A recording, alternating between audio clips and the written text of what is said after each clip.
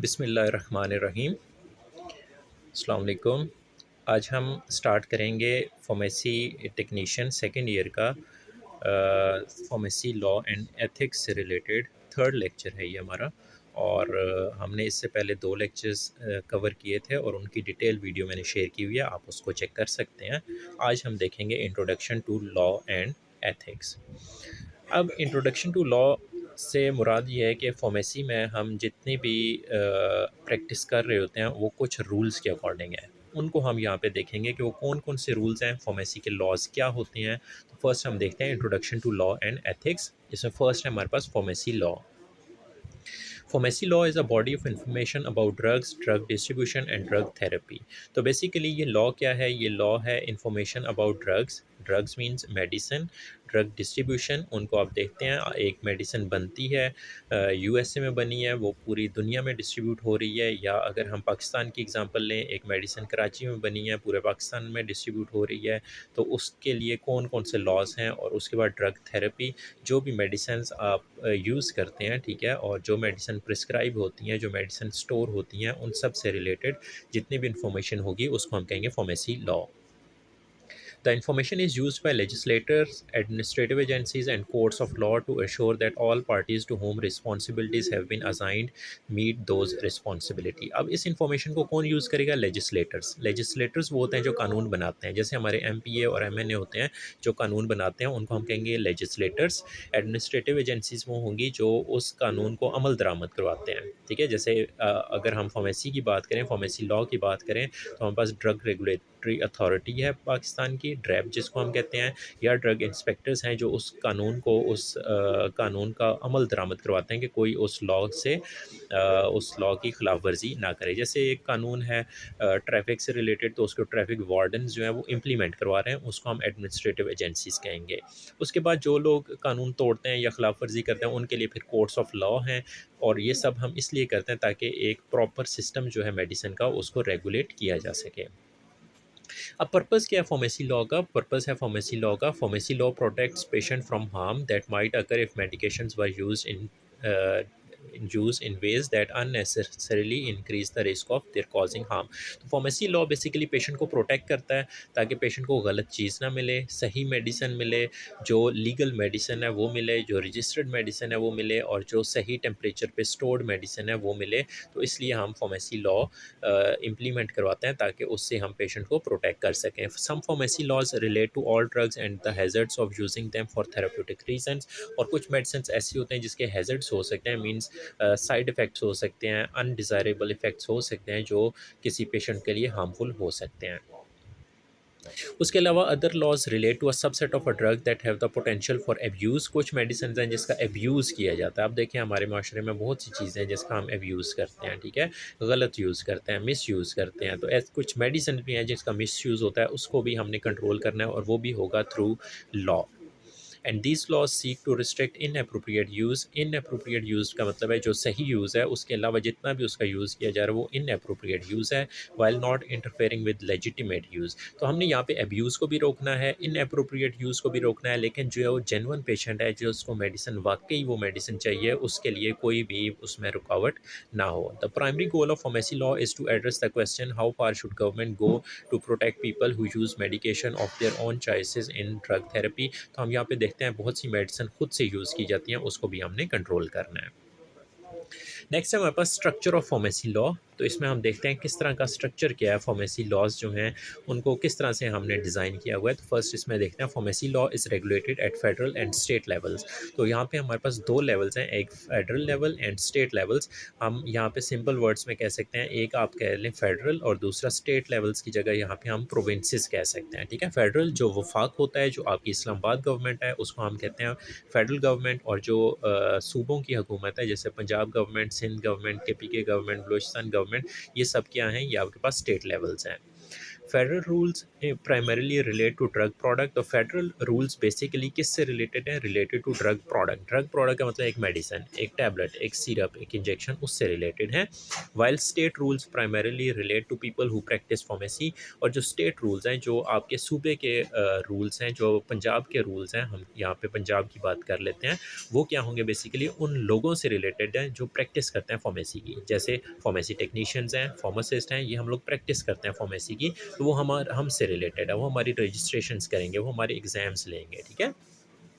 And practice sites, इसके अलावा practice sites, जैसे प्रैक्टिस साइट्स क्या होती हैं? इंडस्ट्रीज़ हैं हमारे पास, ठीक है, फार्मेसीज़ हैं, हॉस्पिटल्स हैं, जहाँ पे फार्मेसी प्रैक्टिस हो रही है, उनको भी रेगुलेट करेंगे with in which they perform their professional duties. तो यहाँ पे आपको दो चीज़ें समझ आ गई। एक तो जो लॉज हैं वो फेडरल लेवल के हैं और स्टेट लेवल्स के हैं। फेडरल लॉज जो हैं वो रिलेटेड टू हैं ड्रग प्रोडक्ट के, जबकि जो स्टेट रूल्स हैं या प्रोविंशियल रूल्स हैं वो हैं related to people who practice pharmacy, और उससे रिलेटेड हैं जो प्रैक्टिस साइट्स हैं, ठीक है।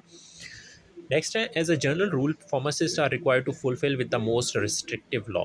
अगर आपके पास एक मेडिसिन है या एक केस है आपके पास और उसके ऊपर दोनों लॉज इंप्लीमेंट हो रहे हैं, फेडरल लॉज भी और स्टेट लेवल के लॉज भी इंप्लीमेंट हो रहे हैं, तो वहाँ पे हम देखेंगे कौन सा कानून ज़्यादा सख्त है, उसको हमने फॉलो करना होगा, ठीक है। तो यहाँ पे लिखा हुआ है, are required to fulfil with the most restrictive law if both state and federal law address a specific issue and if they conflict on that issue. For example, if under federal law a particular drug is not restricted to prescription only sale, but under state law there is such a restriction, pharmacist should not may not sell the drug. अब यहाँ पे आपको एक example बता रहे हैं कि एक केस है, एक ड्रग है जिसको हम कहते हैं प्रिस्क्रिप्शन ऑनली। जो फेडरल लेवल है वो कहते हैं कि this is not prescription only, और आपकी जो स्टेट लेवल है, जो प्रोविंशियल गवर्नमेंट है, वो उसको कहती है दिस इज़ प्रिस्क्रिप्शन ऑनली। तो वहाँ पे फार्मासिस्ट किसको फॉलो करेगा? जो ज़्यादा स्ट्रिक्ट लॉ है, वो स्टेट लेवल के लॉज को, वो प्रोविंशियल गवर्नमेंट के लॉ को फॉलो करेगा, और उस कैटेगरी को हम कहेंगे this is prescription only drug, because state law would be stricter. जो स्ट्रिक्ट लॉ होगा उसको हमने फॉलो करना होगा। तो यहाँ पे हमने देख लिया कि दो तरह से स्ट्रक्चर है फार्मेसी लॉ का। ये शॉर्ट क्वेश्चन आपके पास बन सकता है 5 मार्क्स का कि स्ट्रक्चर ऑफ फार्मेसी लॉ क्या है, ठीक है। तो इसमें आपने दोनों चीज़ें बतानी होंगी, एक फेडरल लॉज और दूसरे स्टेट लेवल लॉज। फिर आपने बताना होगा फेडरल लॉज किन चीज़ों का रेगुलेट करते हैं, ठीक है, जैसे वो ड्रग प्रोडक्ट को रेगुलेट करते हैं, और स्टेट लेवल किन को करता है? वो हमारे करता है प्रैक्टिस साइट्स को और उन लोगों को। और इसके अलावा आपने बता देना है कि कौन सा स्ट्रिक्ट लॉ होगा तो जिसको हम फॉलो करेंगे। नेक्स्ट हमारे पास pharmacy ethics, some code of ethics for pharmacist. ये क्या होंगे इसको अभी हम वन बाय वन देखते हैं। फार्मेसी एथिक्स पहले देखते हैं। Pharmacy ethics is a branch of medical ethics that provide a framework for pharmacist to use in resolving questions about what ought to be done in pharmacy practice. What ought to be done का मतलब है कि क्या करना चाहिए, इखलाकी तौर पे आपको क्या करना चाहिए, ठीक है। लॉज तो हैं, लॉज को तो हमने फॉलो करना ही है, लेकिन उसके अलावा कुछ इखलाकी चीज़ें भी होती हैं जिनको हमने फॉलो करना होता है। वो क्या क्या होंगी अब हम देखते हैं। Some code of ethics for pharmacist, वो क्या है? Pharmacist are health professionals who assist individuals in making the best use of medication. So हमारा काम है कि हमने बेस्ट यूज़ ऑफ मेडिकेशन को एश्योर करना है, ठीक है। हमने क्या करना है? हमने ये करना है कि जो पेशेंट मेडिसिन यूज़ कर रहा है वो उसका बेस्ट यूज़ करे, वो उसका गलत यूज़ ना करे, वो उसका सही यूज़ करे, वो उसको स्टोरेज सही करे, वो उसकी सही टाइम पे ले। This code, prepared and supported by pharmacists, is intended to state publicly the principle that form the fundamental basis of roles and responsibilities of pharmacists. तो इसको बेसिकली हम role and responsibility of pharmacist भी कह सकते हैं। इसको हम one by one देखते हैं ये क्या होते हैं। A pharmacist respects the conventional relationship between the patient and pharmacist. तो देखिए जो भी फार्मासिस्ट है और पेशेंट है उन दोनों के दरमियान एक जो रिस्पेक्ट है वो होनी चाहिए, ठीक है। कोई भी है, पेशेंट ना भी हो, वैसे भी एथिक्स यही कहते हैं कि हमने किसी के साथ भी अगर बात करनी है या कोई उसका मशवरा देना है तो वहाँ पे क्या होना चाहिए? रिस्पेक्ट होनी चाहिए। Second, a pharmacist promotes the good of every patient in caring, compassionate and confidential manner. तो pharmacist ने basically क्या करना है? तीन चीज़ों को promote करना है, एक caring, एक compassionate and confidential manner। एक तो वो caring भी होना चाहिए, ठीक है। दूसरा compassionate मतलब उसको एहसास होना चाहिए, ठीक है। उसको पेशेंट के साथ कुछ ना कुछ वो होना चाहिए, कंपैशन होना चाहिए कि पेशेंट को हम कि पेशेंट के लेवल पे जाके उसकी प्रॉब्लम को समझें। और थर्ड, कॉन्फिडेंशियल मैनर होना चाहिए। कॉन्फिडेंशियल का मतलब है जो भी वो इन्फॉर्मेशन आपसे शेयर कर रहा है वो आपके और पेशेंट के दरमियान में रहे। आप वो पेशेंट के अलावा किसी से आप वो इन्फॉर्मेशन शेयर नहीं कर सकते। नेक्स्ट है pharmacist respect the autonomy and dignity of each patient. तो ये भी वही बात है कि एक पेशेंट जो है उसकी डिग्निटी और ऑटोनॉमी, उसकी रिस्पेक्ट का हमने ख्याल रखना है। Pharmacist act with honesty and integrity in professional relationships. और इसके अलावा फार्मासिस्ट ने क्या करना है, ऑनेस्टी, ऑनेस्टी का मतलब है कि उसने ईमानदारी से काम करना है, और इंटेग्रिटी मीन्स कि उसने अपनी जो भी उसकी रिस्पॉन्सिबिलिटीज़ हैं उसको फॉलो करना है। नेक्स्ट है फार्मासिस्ट मेंटेन्स प्रोफेशनल कम्पिटेंस। इसके अलावा जो फार्मासिस्ट होगा वो प्रोफेशनली कम्पिटेंट होना चाहिए, उसका जो नॉलेज होना चाहिए वो अप टू डेट होना चाहिए। Next a pharmacist respect the values and abilities of colleagues and other health professionals. इसके अलावा फार्मासिस्ट के साथ जितना भी स्टाफ है वो उनकी भी रिस्पेक्ट करेगा। और next a pharmacist serves individual community and societal needs.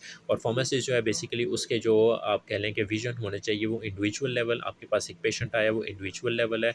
इसके अलावा उसका असर पूरी कम्युनिटी पे भी होना चाहिए, वो जिस कम्युनिटी में काम कर रहा है उस पूरी कम्युनिटी में उसकी इंफॉर्मेशन शेयर होनी चाहिए। और last of pharmacist seeks justice in distribution of health resources. जितनी भी मेडिसिन उसको मिल रही हैं वो उसको मिलनी चाहिए, जो शॉर्टेज नहीं होनी चाहिए, सब मेडिसिन उसको मिलनी चाहिए। नेक्स्ट है legal guidelines in health care. अब हम देखते हैं कौन कौन सी गाइडलाइंस हैं। Basically here are legal guidelines for pharmacist, pharmacy technician, assistant pharmacist regarding the pharmacy. First क्या है, any pharmacist exercising their professional role must be registered safe and competent to practice. तो इसका ये मतलब है कोई भी बंदा उठ के फार्मासिस्ट नहीं बन सकता या फार्मेसी टेक्नीशियन नहीं बन सकता। उसके लिए क्या चीज़ ज़रूरी है कि वो रजिस्टर्ड होना चाहिए, वो सेफ़ होना चाहिए और कम्पिटेंट होना चाहिए। Second, pharmacist must be aware that the patient is the primary focus. इसके अलावा फार्मासिस्ट को पता होना चाहिए कि मेरा यहाँ पे प्राइमरी फोकस पेशेंट होगा। हमने किसी और चीज़ को, अपने मफादात को नज़र में नहीं रखना, माइंड में नहीं रखना, हमारे माइंड में प्राइमरी फोकस होना चाहिए पेशेंट। अब कौन कौन सी गाइडलाइंस हैं उसको हम देखते हैं। Pharmacist must be trend in respect of their area of operation. तो फार्मासिस्ट क्या क्या होना चाहिए, अच्छी तरह ट्रेन होना चाहिए। Pharmacist must ensure that dispensing is carried out accurately. और इसके अलावा फार्मासिस्ट अगर डिस्पेंसिंग कर रहे हैं और वो क्या होनी चाहिए, एक्यूरेट होनी चाहिए, उसमें कोई मिस्टेक नहीं होनी चाहिए। Each prescription must be critically reviewed before dispensing to ensure that medications are safe and in best interest of the patient। और हमने क्या करना है कि पेशेंट को मेडिसिन देने से पहले उस प्रिस्क्रिप्शन की क्या कर लेनी है, उसको क्रिटिकली रिव्यू कर लेना, उसको चेक कर लेना है इसमें कोई मिस्टेक तो नहीं है।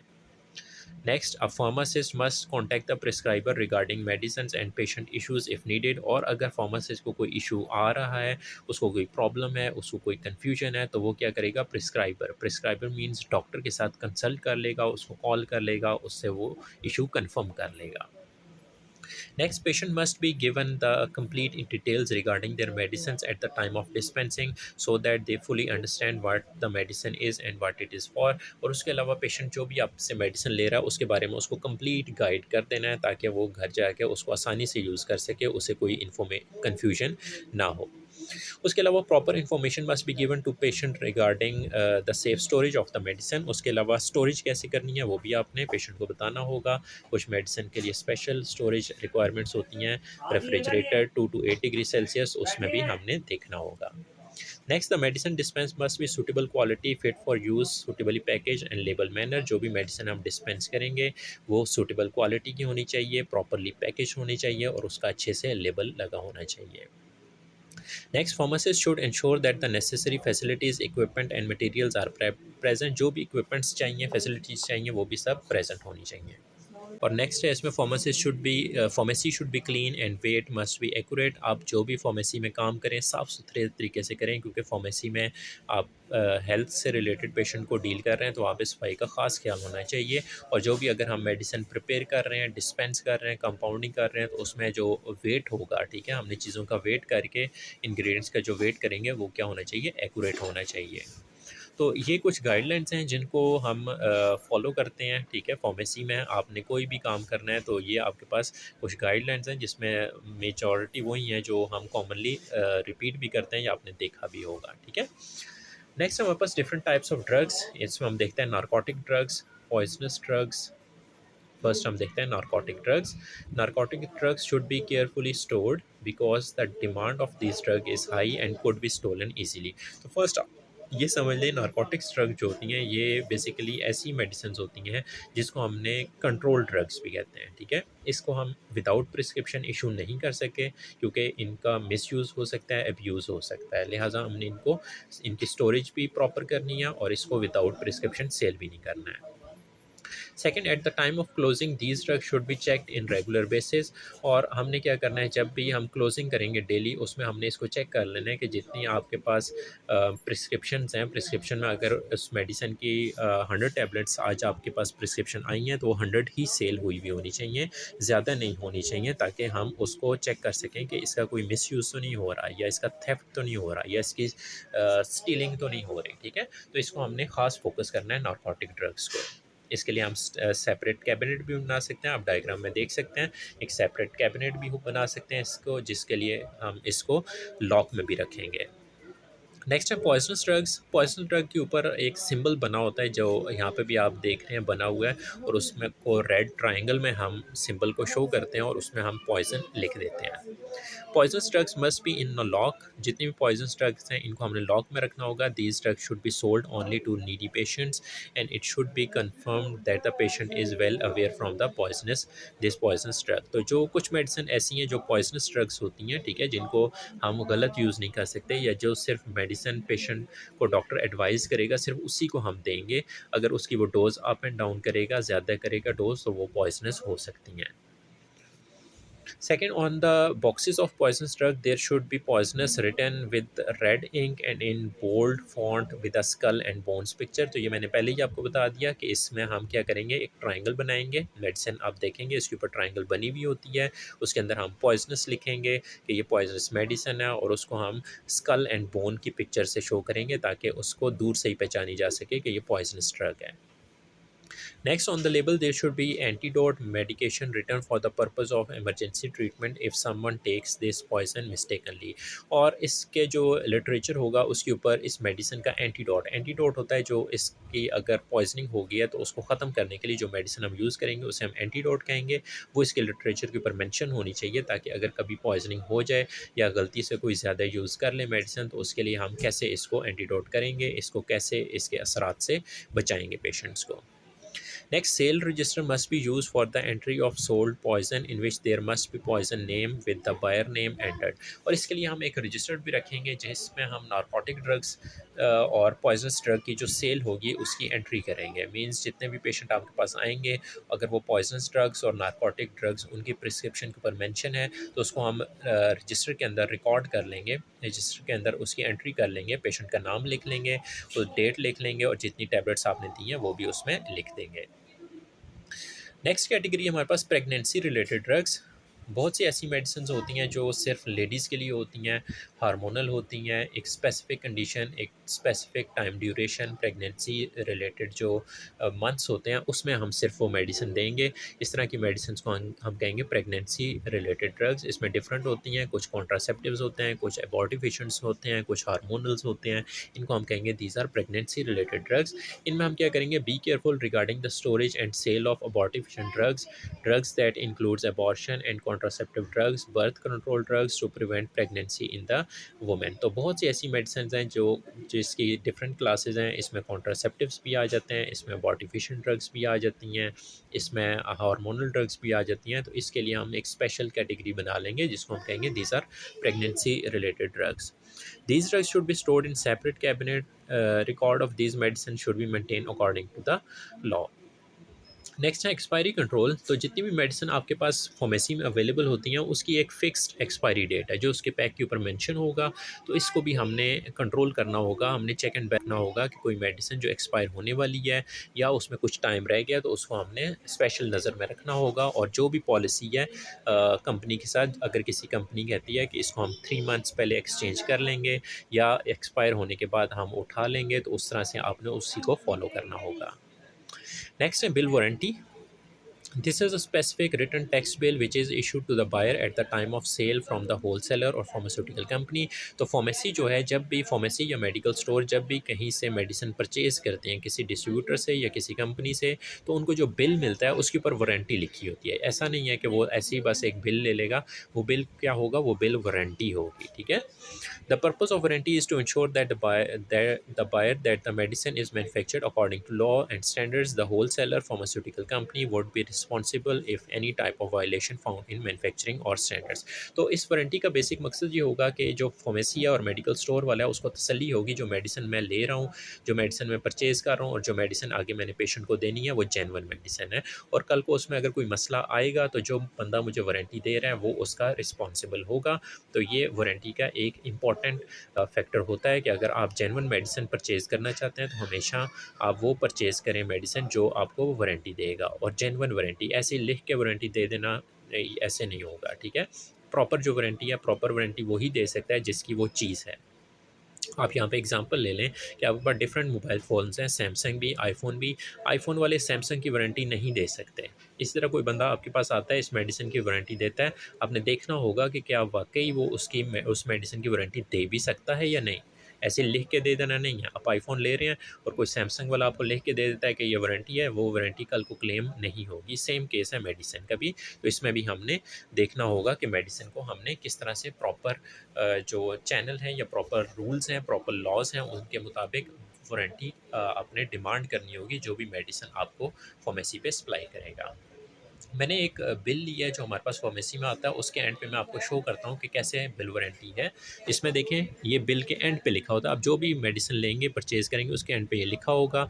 इसमें देखें वारंटी लिखी हुई है, उस बंदे का नाम लिखा हुआ है, उसका एड्रेस लिखा हुआ है, तो ये बंदा रिस्पॉन्सिबल होगा कल को इस मेडिसिन में कोई भी इशू आता है। लेकिन अगर आपके पास वारंटी नहीं है, फिर कल को कोई इशू आया तो फिर फार्मेसी वाला, मेडिकल स्टोर वाला उसका रिस्पॉन्सिबल होगा। अगर उसके पास वारंटी है तो वो बच जाएगा, अब उसके ऊपर उसके सर पे आएगा जिसने ये वारंटी दी है।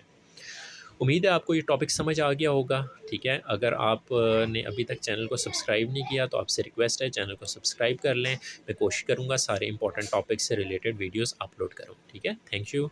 अल्लाह हाफ़िज़।